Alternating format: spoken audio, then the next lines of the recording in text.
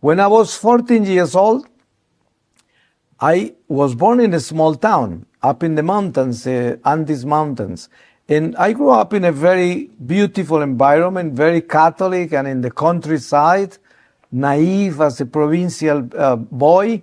But when they sent me to the big city of Bogota, 1960s, I was totally seduced by materialism and by all the lust and all the things of the world and the revolution of the hippies and all of that seduced me so fast, so fast.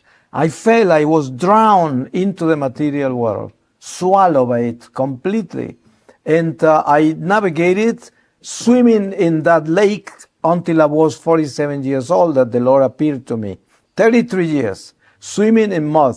But I thought I was in paradise, you know, a paradise of sin. That's what it was. But it was all material. It was all the flesh. It was all the world. It was all the taste of things, you know, the desire to have material things, to own stuff, to have a sense of belonging to material possessions and things and all of this. And it was an unsatiable thirst that was horrible because that translated into sexuality, into gluttony, into many other sins that were destructive. And so it was the material life, the material world, very badly managed and loose, completely loose. When Jesus appeared to me, and he appeared to me in an ecstasy, and I was able to live the spiritual realm of our existence and realize I have always been in the spiritual world, though I was in the material world.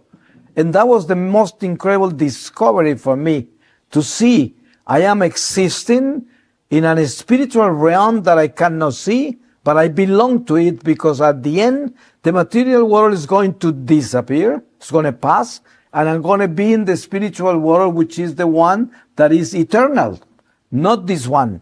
And that wasn't easy to digest, because when I came back into my natural senses and came back to my natural state, I had to face where I belong, what I had been all my life.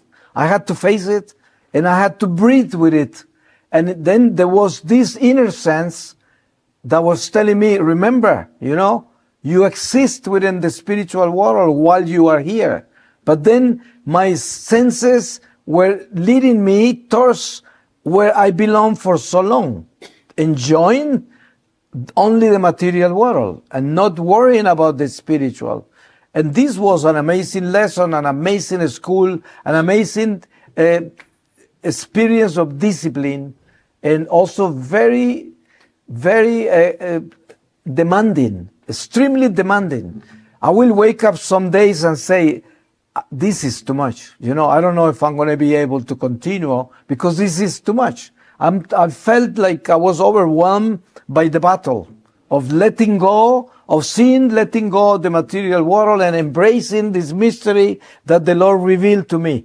And some days I was exhausted, but then all of a sudden it became natural. It became like normal to be within that realm. And little by little, the Lord led me into a state where it was natural to be on the horse, right?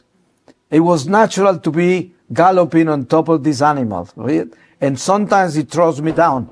You know, many times it just throws me down. But I jump right back on it. And I know this is the battle, and this is the way we have to live this life until we make it. And one day I will say goodbye to my animal on the grave. But until then, this is a navigation and a galloping that is intense, and it has to be vigilant. I have to be a good rider, and not all the time you can make it. Some days I'm very weak. But one good thing about galloping on this animal is that when you truly are on top of the animal, it's because you are in the sense of direction. You are galloping towards the north of God. So you have a sense of direction.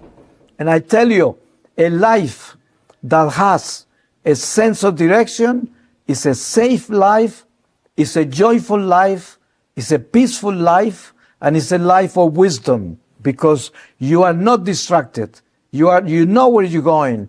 You don't have ears for nonsense. You're going straight where you're going. You're going home.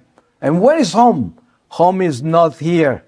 I say always, one of the biggest gifts of Jesus to us is what he told Pontius Pilate during the trial, when he asked him if he was a king.